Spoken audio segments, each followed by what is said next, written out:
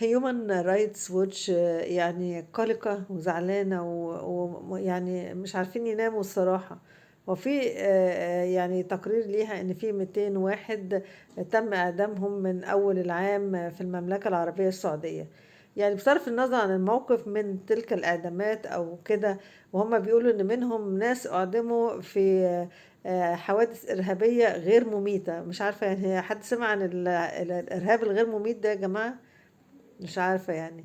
بس هي المشكلة في ان هم يعني حساسيتهم وامتعاضهم وقلقهم وحنيتهم ديت، يعني ما خدوش بالهم من ال40,000 اللي ماتوا في غزة. حقيقي والله يعني ولا هي الإنسانية متقسمة عندهم يعني. هي صحيح المنظمة مقرها في واشنطن، يعني في مقرها في الولايات المتحدة الأمريكية يعني.